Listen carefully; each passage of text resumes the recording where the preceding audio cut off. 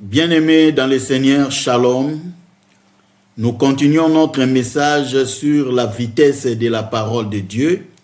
Aujourd'hui, je vais parler du deuxième point que j'avais intitulé « L'épreuve de la vitesse ». Nous allons lire deux passages. Je lis les passages que nous avions lus la fois passée, mais nous prenons seulement le verset 5. Donc, Jérémie chapitre 12, verset 5. Si tu cours avec des piétons et qui te fatiguent, comment pourras-tu lutter avec des chevaux? Et si tu ne te crois en sûreté que dans une contrée paisible, que feras-tu sur les rives orgueilleuses du Jourdain? Ça, c'est le premier point. Le deuxième passage, c'est dans le psaume 147, verset 15.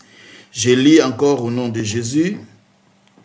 Il envoie ses ordres sur la terre, sa parole court avec vitesse.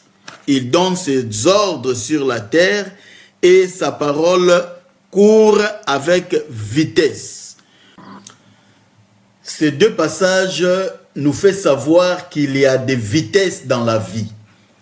Parfois, nous réalisons que nous sommes en retard dans la vie, retard par rapport à notre propre vie. Un retard difficile à rattraper, même si on appliquait tous les principes pour réussir dans la vie. Donc, on se sent déjà en retard. Voilà pourquoi j'ai intitulé « L'épreuve de la vitesse de la parole de Dieu ».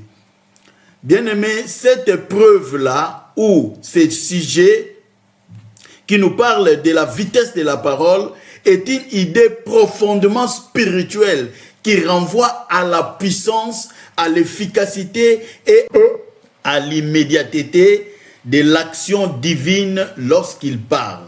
Donc quand Dieu parle, sa parole détient la puissance, l'efficacité et cette parole est immédiate.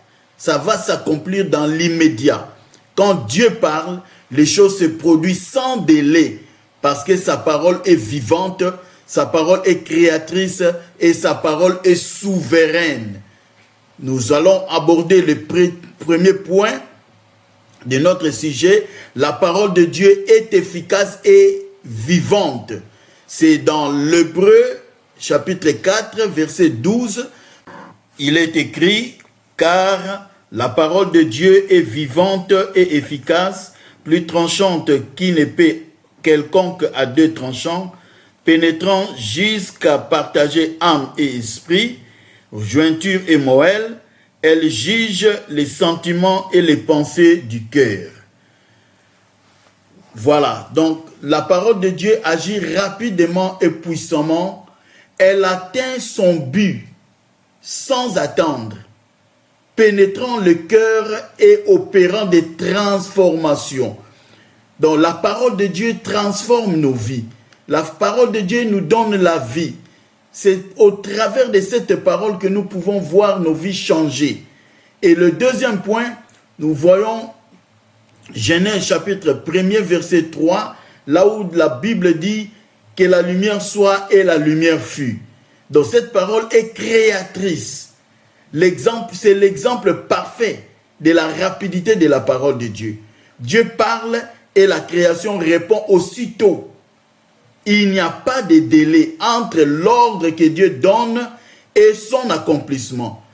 Comme nous avons vu dans Psaume 147, verset 15, on nous dit « Il donne des ordres à la terre et sa parole court avec rapidité ». Donc la parole de Dieu ne marche pas, mais elle court avec rapidité. Donc, la prophétie marche, comme Habakkuk l'a dit, mais la parole de Dieu ne marche pas, ça court avec rapidité, avec vitesse pour accomplir ce que Dieu a déclaré. Elle ne traîne pas, elle agit avec vitesse surnaturelle, une vitesse surnaturelle. Le troisième point, elle accomplit toujours. C'est pourquoi elle est envoyée. Nous allons le voir dans Ésaïe 55, verset 11. Nous allons lire cette partie. La Bible nous dit: ainsi en est-il de ma parole qui sort de ma bouche. Elle ne retourne pas à moi sans effet, sans avoir exécuté ma volonté et accompli mes desseins. Donc la parole de Dieu, c'est comme la pluie. Ici, Ésaïe est en train de prendre la parole de Dieu comme une pluie qui descend. La pluie ne retourne pas auprès de Dieu sans avoir exécuté la volonté de Dieu, sans avoir accompli la volonté de Dieu. Donc si tu veux comprendre ou connaître la volonté de Dieu, faire la volonté de Dieu, c'est au travers de sa parole. Donc la parole de Dieu produit des résultats concrets sans obstacle ni délai humain. C'est une parole que Dieu a dirigée directement vers toi, vers moi, vers nous. Et même les sorciers de ta famille, tes ennemis, ne sauront rien faire parce que c'est la parole de Dieu, c'est une déclaration sortie de la bouche de Dieu. Même dans tes faiblesses, le diable fuira loin de toi parce que tu as la parole de Dieu en toi. Si nous nous souvenons de la tentation de Jésus-Christ dans Matthieu chapitre 4, vous allez remarquer que le diable est venu vers lui juste au moment où Jésus-Christ avait eu faim.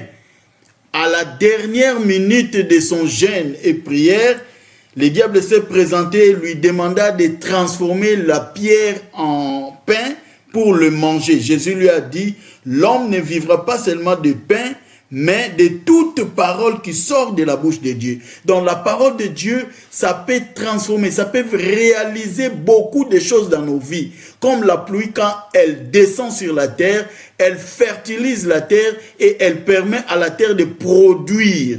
C'est la même chose pour nous. Quand Dieu envoie une parole vers toi, cette parole finira par s'accomplir au temps, au délai que Dieu lui-même a fixé pour nous.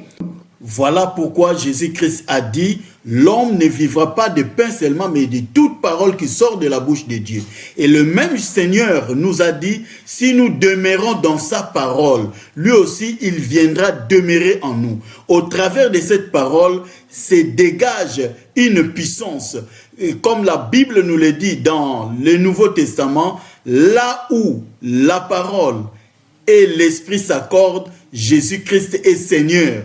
Donc, nous devons vraiment nous nourrir de la parole de Dieu.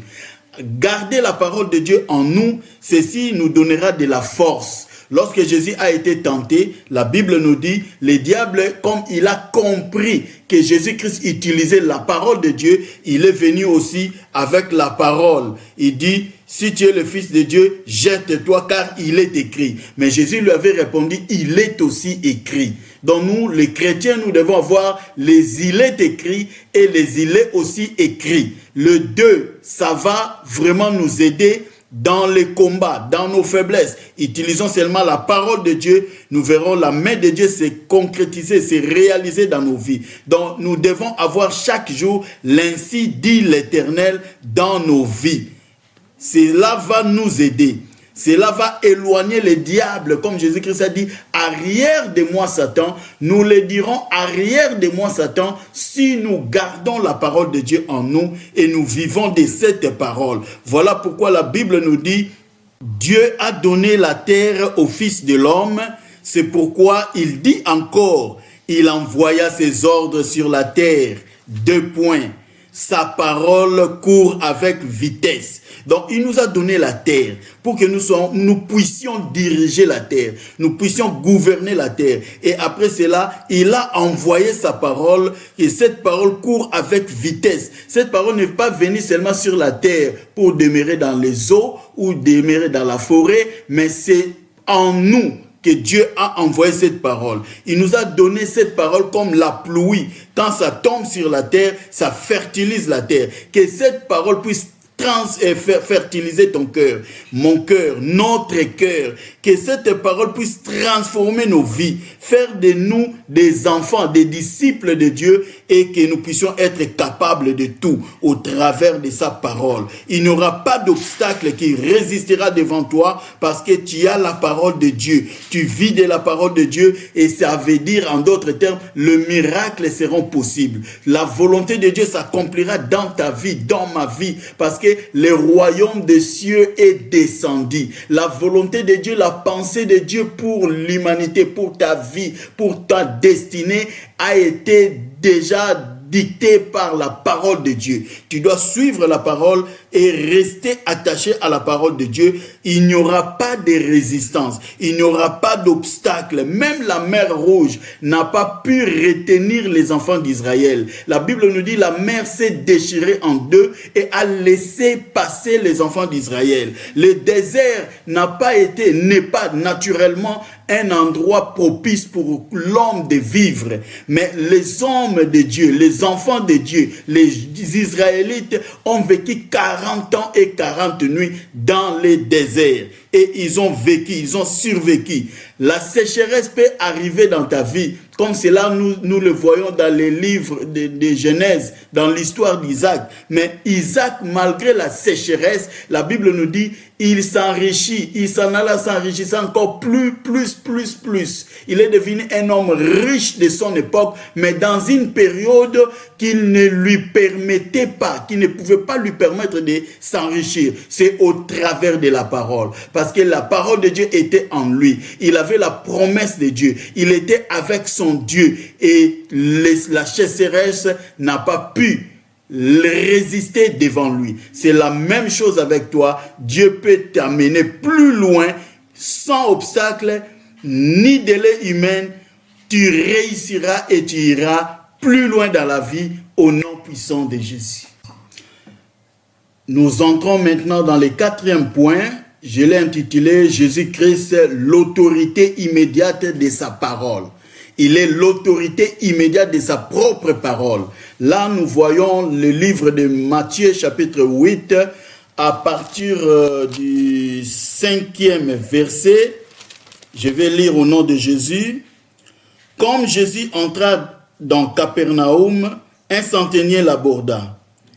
Les pria en disant, « Seigneur, mon serviteur est couché à la maison, atteint de paralysie et souffrant beaucoup. » Jésus lui répondit, « J'irai et je le guérirai. » Le centenier lui répondit, « Seigneur, je ne suis pas digne. » Écoutez bien ce qu'il a dit. « Seigneur, je ne suis pas digne que tu entres sous mon toit.